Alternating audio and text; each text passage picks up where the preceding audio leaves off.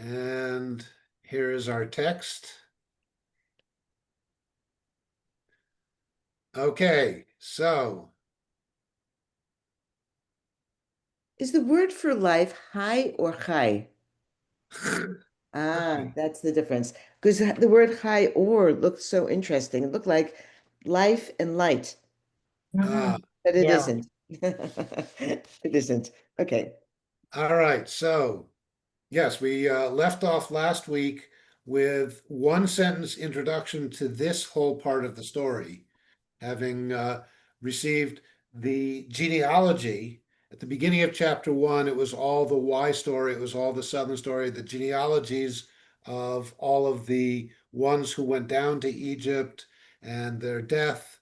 And then we get the whole, they're growing in numbers and filling the land and swelling. And whoever the Pharaoh was for that particular story didn't like all of these people, foreigners on his border, and the whole midwife story. And then finally, at the end of chapter one, we come back to just the one sentence, and Pharaoh decided. And again, by putting them together, it sounded like Pharaoh didn't like the first solution, so tried the second solution. But when reading them separately, it jumps right into this particular Pharaoh's solution was just throw the boys into the river, into the Nile, and let the girls live. And then suddenly, Vayelech ish mi beit Levi, Vayikach et bat Levi. And again, we see that Ben and Bat are not necessarily literally father and son or father and daughter, are not literally the generational statement, but can indicate an inheritor of, an offspring of, the seed of, uh, where the ancestral name is given. And especially here, where it's a man from the house of Levi. We have, again, an interesting statement that it's Beit Levi, the house of Levi, and not the tribe of Levi. Mm. So the house of Levi would simply be this is somebody who is somehow the ancestral home from at least three generations prior, since we had back in Genesis the sons of Israel, the brothers of Joseph. We had them, we had their children, and in some cases we had their grandchildren. So apparently, it would seem that the story tells us that they were still divided up by their ancestral homes. They were not community. And that's going to be a crucial element of the book of Exodus, especially this part of Moses and God and taking the people out. This is the formation of a people of Israel as opposed to individual ancestral homes from Israel, Jacob. But So, why are you assuming that house isn't equivalent to tribe or community at this point? well, tribe, yes, but they're not. We're in a situation where they aren't real. They're all sons of Israel, Mm. and they haven't really. They're not going to become tribes until they have standards, and the whole Moses actually divides them up into their tribal statements. Sam, where can I find this? You have out here Moses Okay, early years, Moses. where can you find what the reading? Yeah. It's Genesis chapter 2, verse 1. Exodus I mean, 2. Exodus rather. Exodus chapter 2, verse 1. Okay. Okay. Yeah. All right. 2 verse 1. Yeah, and All right. later we're always going to be getting the statement the tribe of the tribe of the tribe of, as opposed to the house of. Mm. So this can be an indicator that one of the whole points of this whole Exodus story process is the transition from the houses of or the ancestral identification to an actual tribal system, which will be then the division of the land into the different tribal lands. But it's an unnamed person. And that's why the translation usually is a certain man.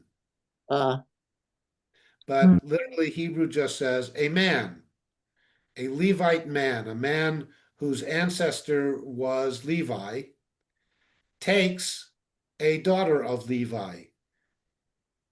So he takes one of his cousins. And these are now fairly close cousins because we're only possibly 3 generations removed from Levi himself.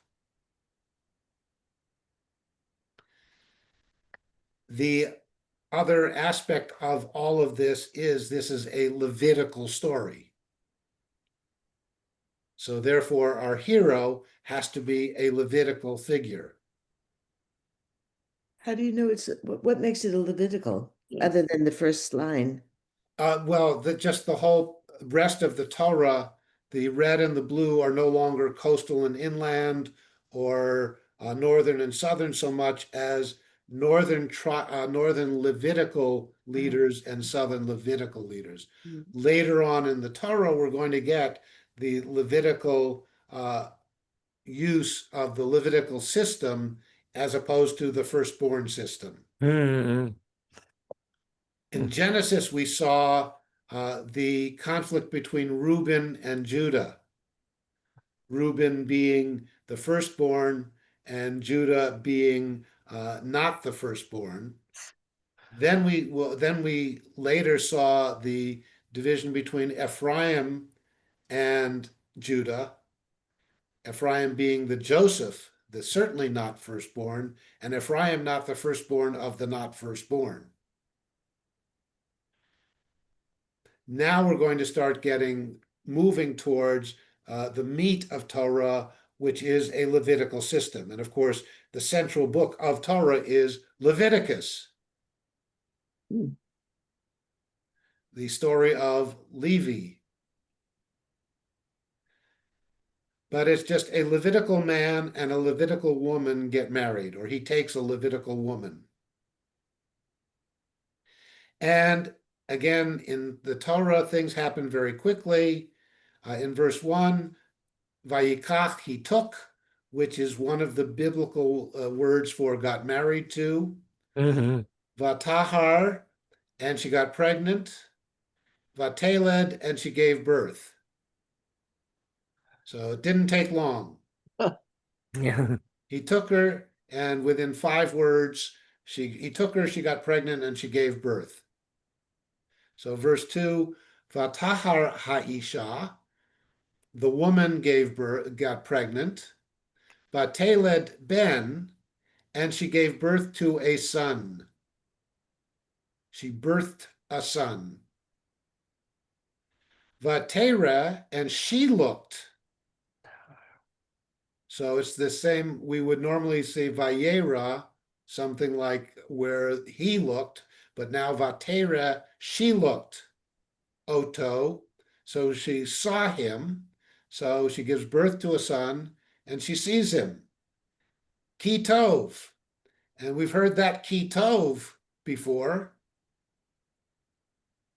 in the blue story in Genesis chapter 1, when every time God accomplishes something, God says ki tov.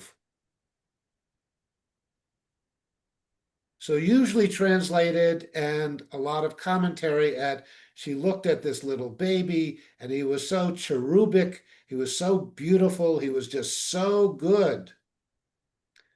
And what mother looking at her newborn doesn't say that, even if it's not true? So again, Tov, a question of what the biblical author is saying. And some would say that the ki tov here is, in a sense, heralding in a new creation. Because the language ki tov really calls to mind to the biblical audience the creation stories. Even though they're from 2 different forms. And so this is now the creation of peoplehood. And we're getting the creation of peoplehood from one progenitor, just like the Genesis stories will give us. There was one male created, and out of that, everything else comes forth. So vatahar ha'isha vateled ben vatera oto kitov. And then the who, kitov who, for he is. Vatitzbenehu shlosha yerachim. Yareach is a word for the moon or the month. So she hides him for 3 months. So tits Vatitzbenehu. is to Yeah. hide. So sapa is hide. Vatitzbena, she hid. Who? Him. So all of that vatitzbenehu, she hid him, and she hid him, is all in that one word.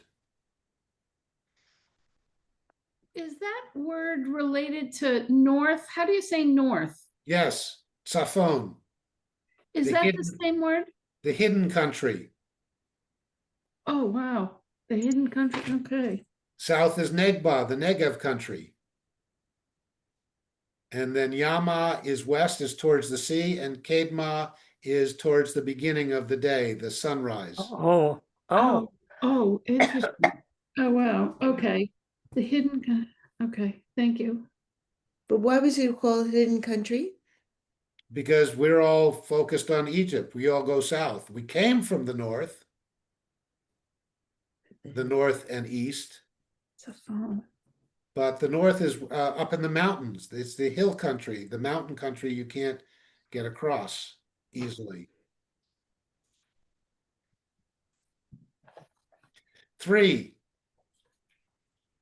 Velo yachla od hatzfino rather, vatikach lo tevat tevat gomer, vatachmera bachemar, uvatsafet, vatasem ba et hayeled, vatasem basuf alsfat hayor. A long verse. yes. So velo yachla od hatzfinu. So velo yachla, yachol is to be able. Lo yachla, feminine, she was not able. Od, more, hatzfinu, to hide him. So no longer, hiding was no longer an option. He's 3 months old. Kind of hard to hide a 3-month-old. Vatikach lo, so she took to him, tevat gomer, a ark. Teva is the same word that Noah got onto. Again, the word is usually translated as basket because it's hard to imagine putting this little kid on an ark. Teeny But tiny if one. we're seeing this as a new creation story, then parallel terms to the old creation story of Kitov and Teva might strike something in the biblical audience. So I would posit, and commentary talks about creations in different ways, and recreations and new creations. We're now going into no longer the creation of the world, but the creation of the peoplehood. So parallel language between the creation stories and the flood stories and the recreation after the flood, and that she takes and puts this boy into a teva. Again, one child, one male, one creation creates all humanity, and then one man, one creation recreates humanity in the flood story. Hmm. So Moses is this little baby, unnamed at this point, as his parents are unnamed, is going to be the new creation, and the original creation stories were, in a sense, unnamed.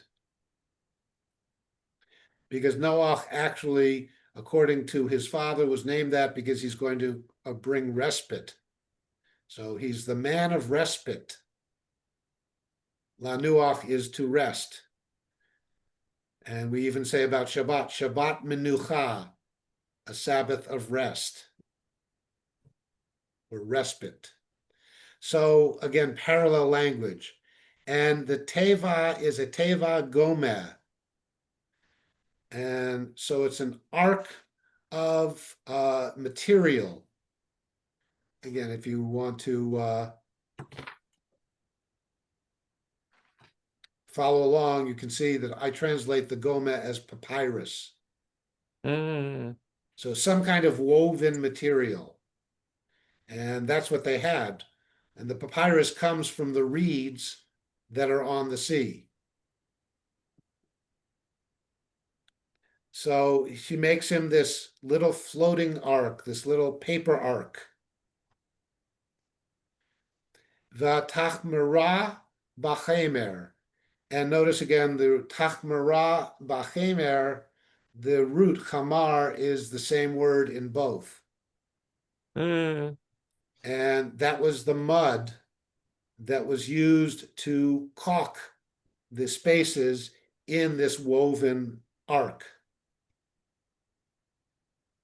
So one of the translations of chamar is slime. So she mudded it with mud. She caulked it with caulking, or she slimed it with slime. Mhm. And then she also used safet. And safet would be then the black stuff, the pitch. Oh, pitch, yeah. So these are just caulking materials. They didn't have good old super caulk. So they just you slime it with the slime and the mud, put it out in the sun, and it bakes dry and waterproof. So she takes the boy and puts him in an ark, a woven ark, slimed and pitched. Vatasemba, and then she puts him in it. And the him is the Yeled. Vatasem, again, feminine, and she put ba in it, the teva, the ark, et hayeled, the boy. So he's 3 months old and he's now a boy. And what he is going to shift from various perspectives. So he's the boy. Vatasem basuf al sfat hayor, and then she puts in the reeds on the shores of the Nile.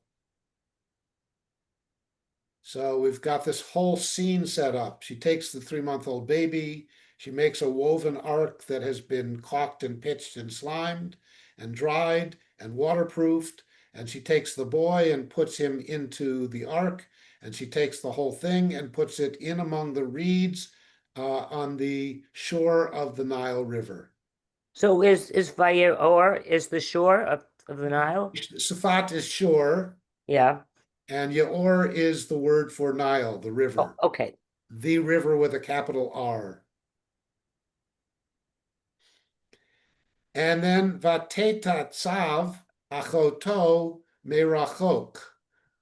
L'dea ma ye'aseh lo. And then Tetat Tzav, we know from the word Nitzavim, Nitzav. Standing in it at attention, standing attentively. So feminine, Vatetatzav, and she stood. And this is a word that's in a sense of mutuality. So she stood in relationship to him, Achoto, his sister.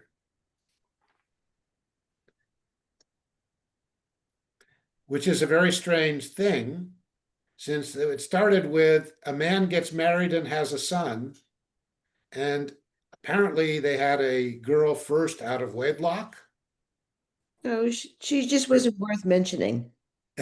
or she was a girl from his previous marriage or from another wife. We have no real idea of what the Torah is trying to tell us about lineage here.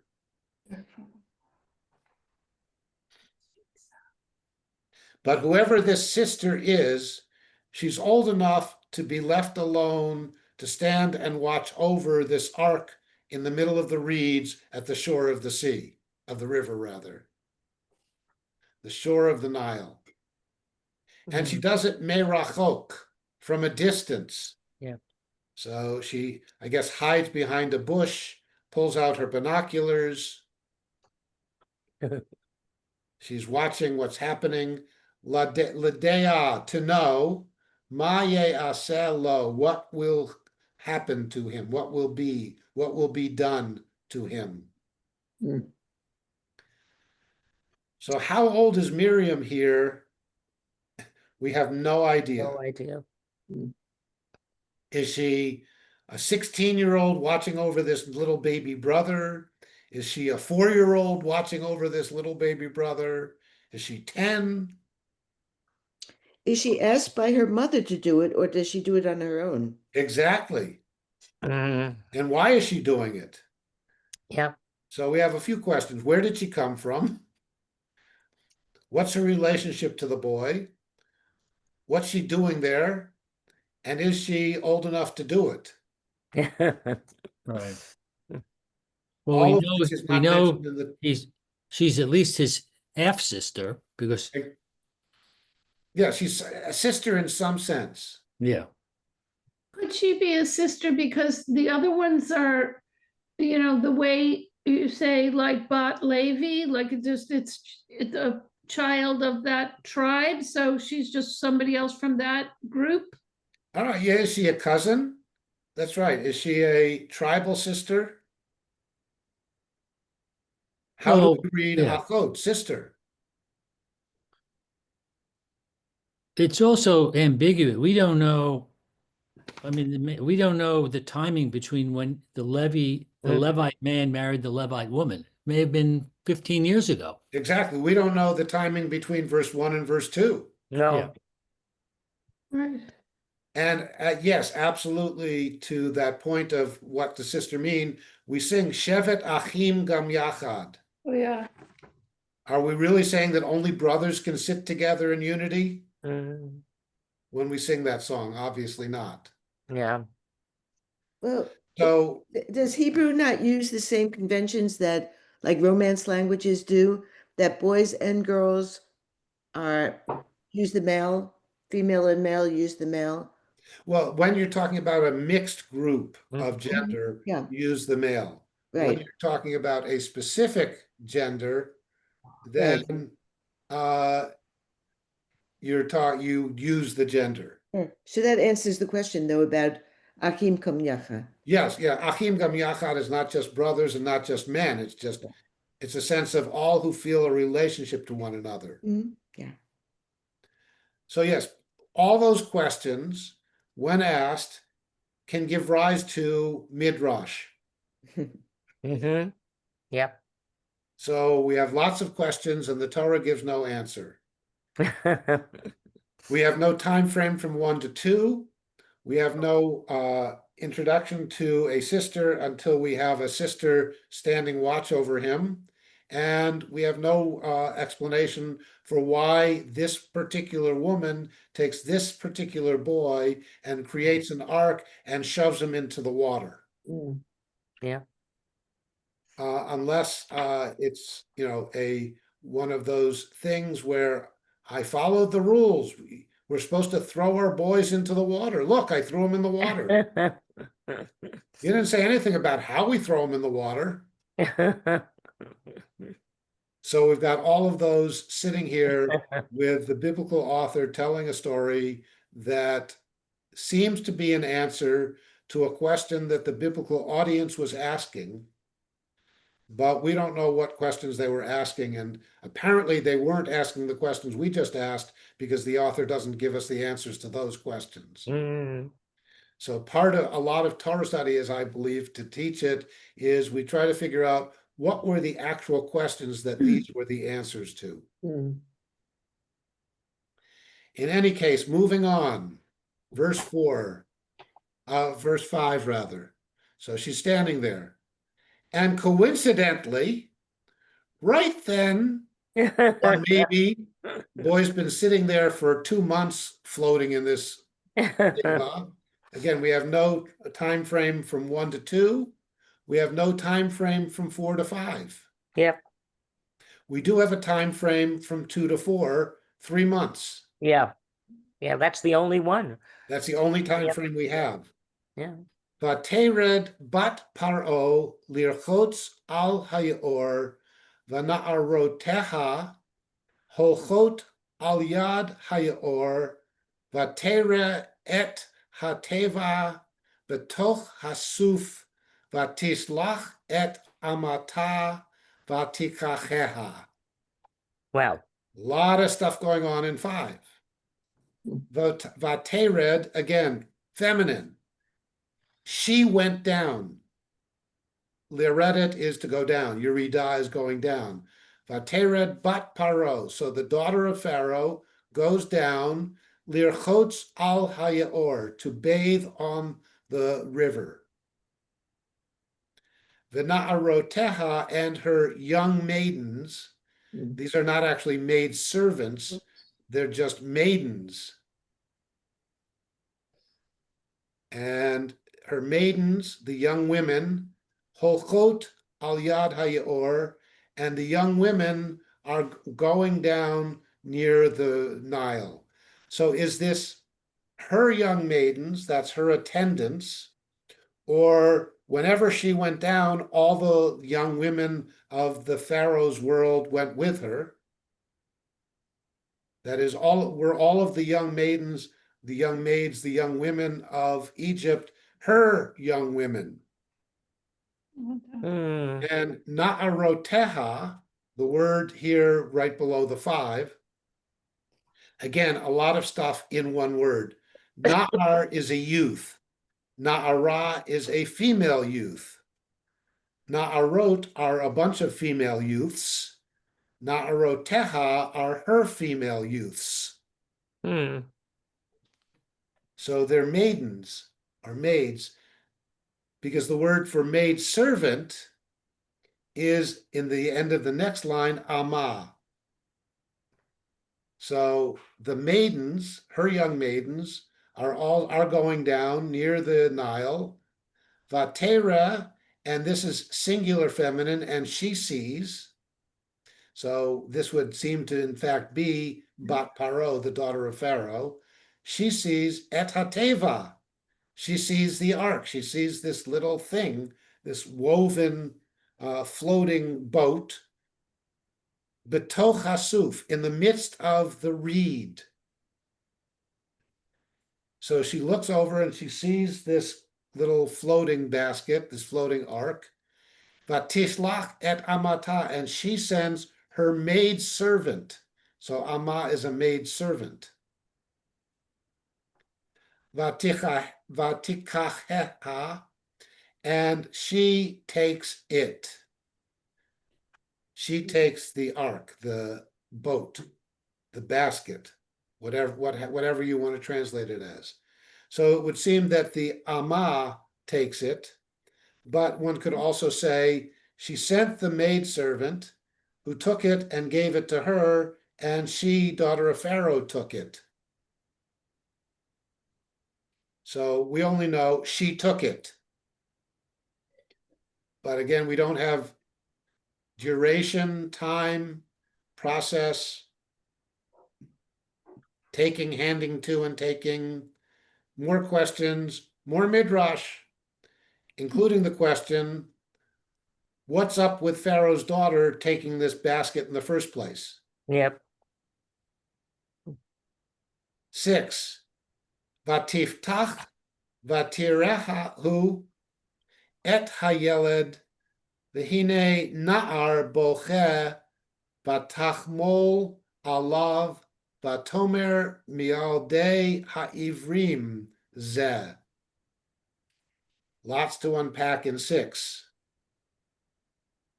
Vatiftach, and she opened. So one could say, she sees this thing in the midst, caught in the reeds or floating in the reeds, and naturally curious, she opens it. Well, that makes sense. Vatirehu, and she sees it. And what does she see?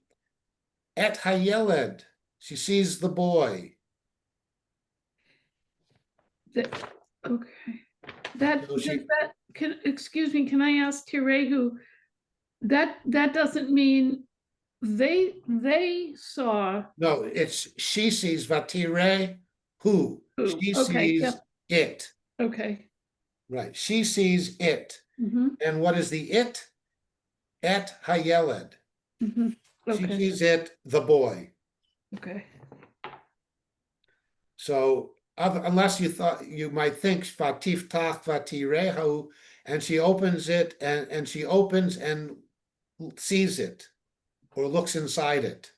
Mhm. So we're knowing now exactly what she sees in it. She sees the Yeled, the boy. And all of a sudden, Vihine Na'ar Bocher. And all of a sudden, the boy is now a Na'ar.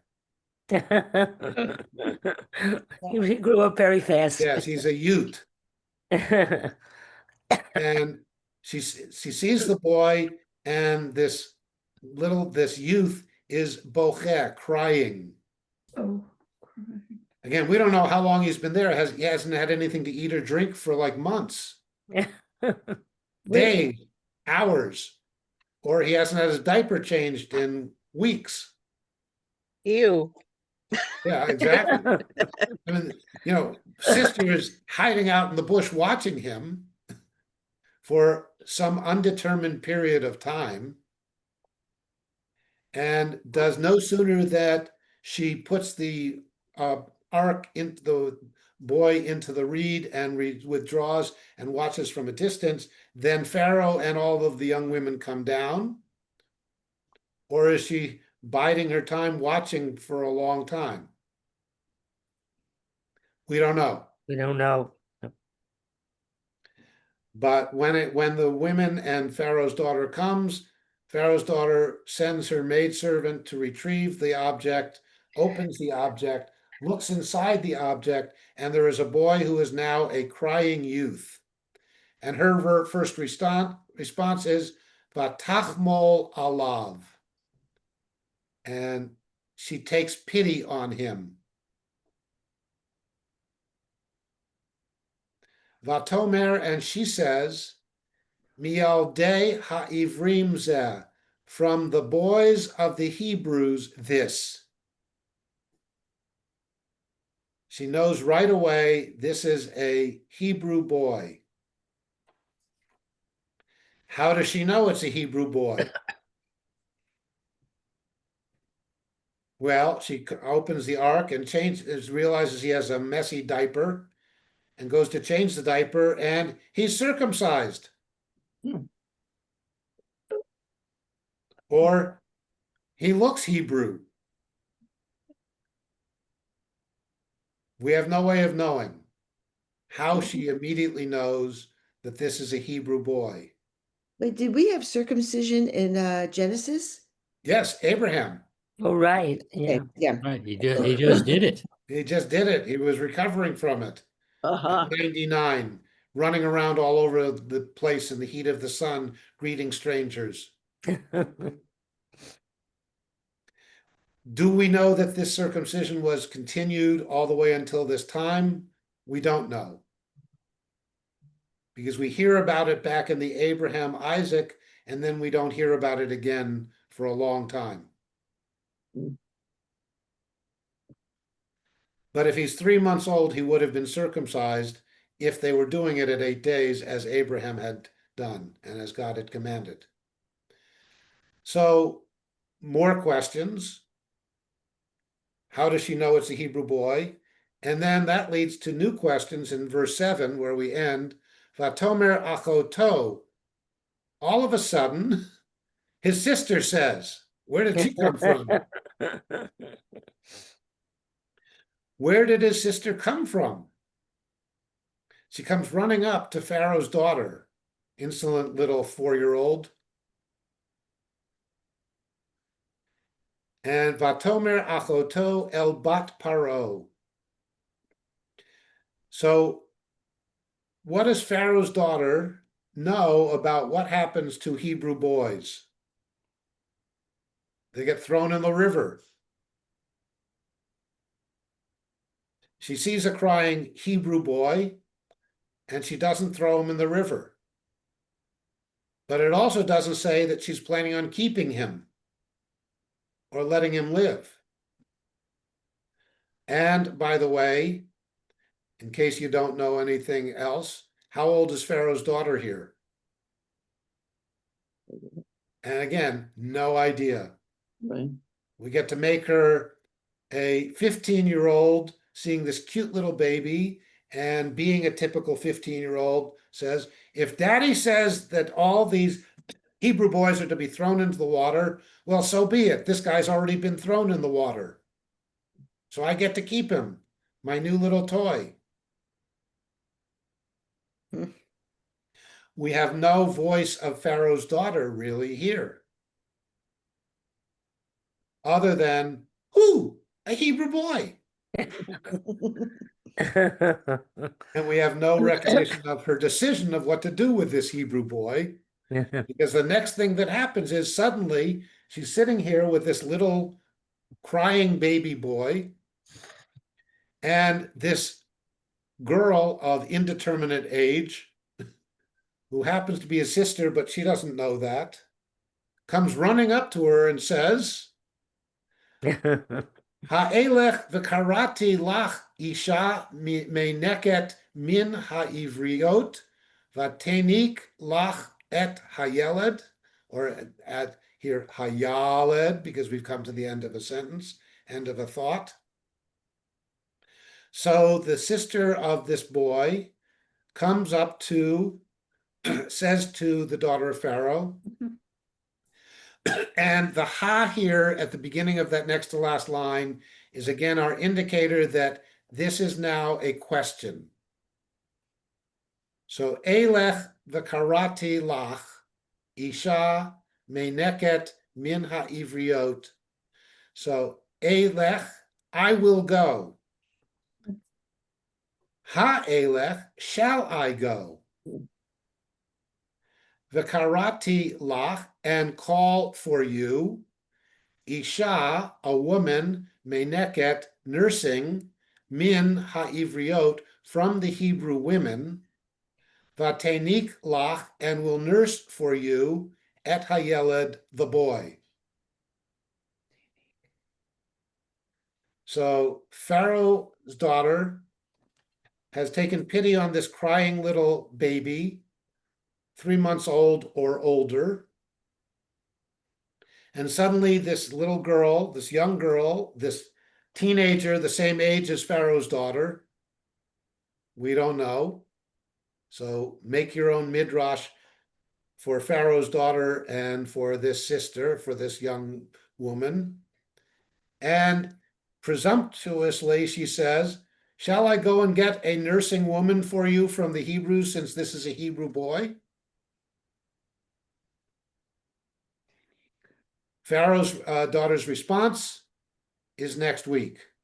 Mm. But I will call for you a nursing woman from the Hebrews, and she will nurse for you the boy. Why Pharaoh's daughter couldn't have taken the boy home and given it to one of her nursing women in the palace,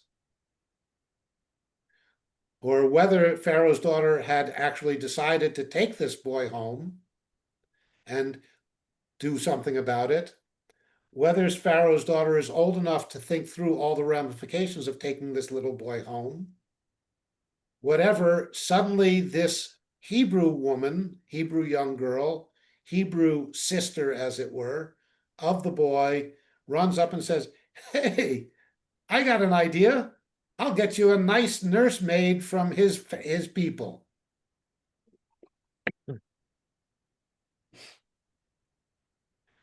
And next week we will get Vatomer la bat paro. And now Pharaoh's daughter says to her, we will get the response. Mm. And this is what you'll be practicing reading this week. This is verses 8 to 14 of chapter 2 of Exodus. Vatomer la bat paro, lechi vatelech ha'alma, vatikra et em hayaled. 9. Vatomer la bat paro, helichi et hayeled hazeh, v'henikihu li, va'ani eten et sacharech, vatikach ha'isha hayeled, vatinikehu. Okay. Verse 10. Wait. Indeterminate time periods. Watch for these. Vayigdal hayeled, vativiehu levat paro, vayhi la leven, vatikra shemo Moshe, vatomer ki min hamayim mishitihu. We'll spend some time on that next week. Vayhi bayamim hahem, vayigdal Moshe, vayetze el echav, vayar v'siv lo tam, vayar ish mitzri makeh ish ivri me'echav. 12. Vayifen ko vacho, vayar ki ein ish, vayach et hamitzri, vayitmenehu bachol. Mm. 13. Vayetze bayom hasheni, v'hine shnei anashim ivrim nitzim, vayomer larasha, lama takeh re'echa. Mm. 14.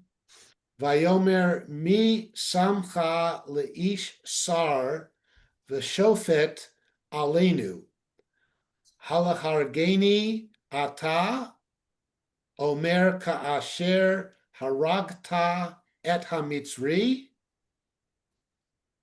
vayira Moshe, vayomer achen noda hadavar. Well.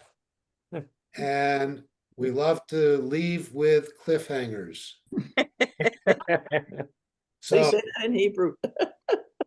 that's our Pharaoh and Pharaoh's daughter, rather, and this little baby. And you will notice he doesn't get a name till he's probably like 18 years old.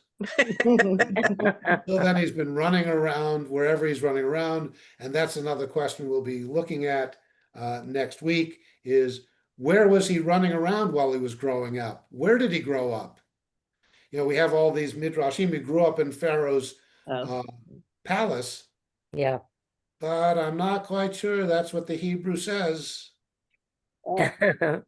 depending on how you read the time frame of the text. Mm. And we have, as we saw, very little time frame. 3 months, no other time frames. Yeah. And then in next week, we have 2 days of events and no other time frames. Hmm. Just Vayigdal, Yeah. which means got bigger, Yeah. grew up. And so is it like a month? Because, you know, little 3 months old babies, a month later are a lot bigger than they were when they're 4 months. Yes. And then a year later, a lot bigger. So growth happens. He's going to be with his mother nursing until he gets bigger. Mhm. And how old is he when he gets bigger? How old does she stop nursing him? Yeah. 10? And he has a mustache. Yeah, I mean, we don't know. We have no idea how, you know, she nurses him and then we'll see what happens. But we do know that Isaac was nursed by Sarah for 3 years. At least that's what the Torah tells us.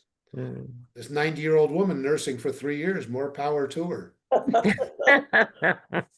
Or less, in fact. Yes. Well, didn't she have enough milk to for other children as well? Well, Ishmael was 13. So she probably wasn't still nursing him. Mm. Oh, but I thought at one point she was a fountain of milk for many other children. Maybe not. In the Midrash. Yeah, in the Midrash, yeah.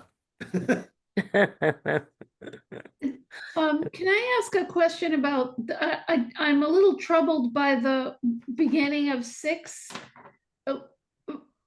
Vatiftach, what exactly was she opening? Yes, She's opening I assumed I don't know, like what is, exactly. what Yeah. is Is the she ark, opening? is it a covered ark? We're not told that it was a Yeah. covered ark when mom made it, Yeah, but we're not told it wasn't a covered ark right. protected against the elements. Yeah, Again, that's why I like the idea of trying to translate it as ark rather than basket. yeah, yeah, This is a woven ark, and the word, when we think of ark, we do think of an enclosed boat. yeah, yeah. Right. And So- and do you think this construction is as if she had to open it in order to see him? Because that's the next thing that happened, like Mhm. she opened it and that's when she saw. Yeah, that would seem to be the simple translation Yeah. of Vatiftach Vatira. She opened and she saw. But Which means didn't she she hear peeled- him cry first? Well, no, she opens it and then the boy cries. Well, maybe if he's enclosed, his cry was muffled and she didn't hear it. Or it was sleeping until, she opened it Yeah. and all of a sudden the light comes in and wakes him up and the boy is crying for being startled as well as soiled and hungry. Mm.